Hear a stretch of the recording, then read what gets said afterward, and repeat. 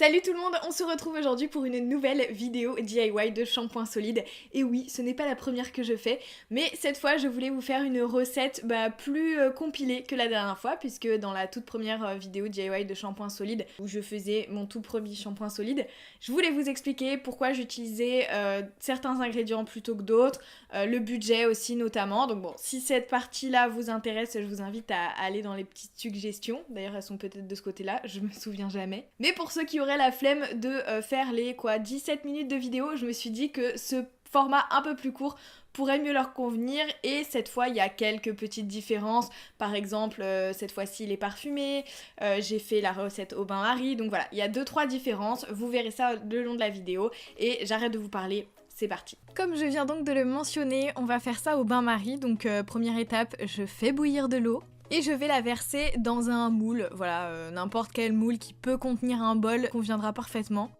Ça va me permettre de travailler beaucoup plus facilement que si je devais le faire au-dessus de ma casserole en fait, tout simplement. Là je peux me poser où je veux et c'est pas grave si l'eau refroidit un peu pendant le processus. Je dépose mon bol dans le moule du coup. Et je vais commencer par les tensioactifs, donc je vais prendre 60 grammes que je vais ajouter tout simplement dans mon bol. Voilà, je voulais vous montrer quand même un petit peu plus les textures en gros plan. Et bien évidemment, je vous mets tous les liens vers les produits que j'utilise dans la barre d'infos. Ensuite, on ajoute 10 ml d'eau. Puis 20 ml d'huile d'argan. Sachez que pour tout ce qui est poudre, etc., je vais utiliser des cuillères en bois puisqu'il ne faut pas faire réagir le métal de certaines cuillères qu'on a en métal avec les produits. Je sors donc ma petite cuillère en bois et je commence à mélanger tout ça.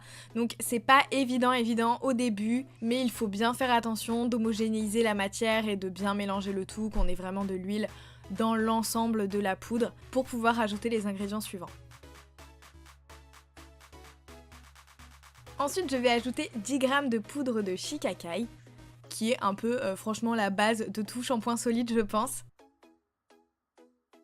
Et j'utilise une seconde cuillère parce que je vais pas venir mettre ma cuillère dégoûtante dans le sachet, évidemment. Et ensuite, je remélange.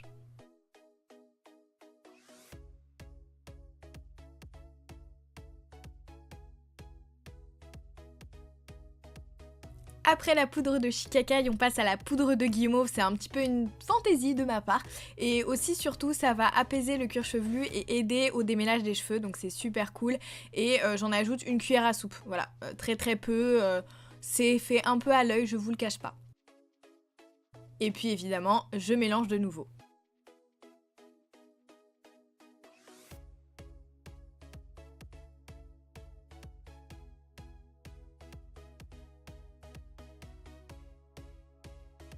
On va donc arriver aux huiles essentielles à adapter en fonction de votre type de cheveux évidemment, et je vais commencer par mettre 10 gouttes d'huile essentielle de cèdre atlas.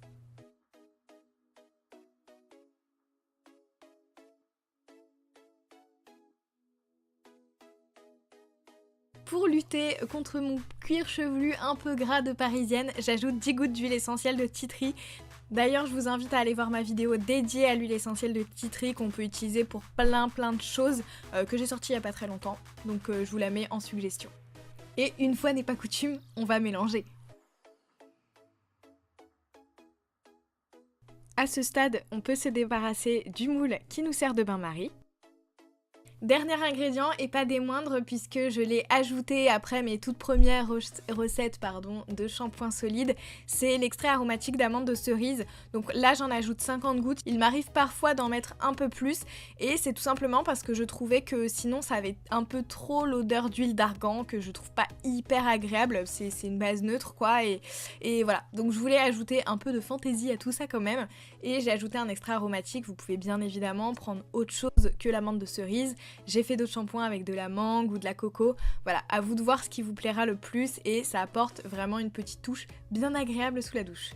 Je fais donc mon mélange final et je vais déposer la texture dans des moules. Donc là ce sont des moules à muffins, hein, voilà, tout classique, tout bête, en silicone.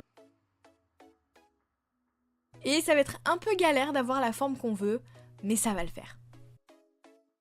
Une fois que c'est terminé, j'attends environ 48 heures et je vais démouler mon shampoing solide, chose que je ne vous ai pas filmé à la fin du process parce que il y avait pas de lumière, je l'ai fait le soir et c'est pas bien compliqué de démouler notre shampoing. Il est tout solidifié et vous pouvez donc directement laver vos cheveux avec.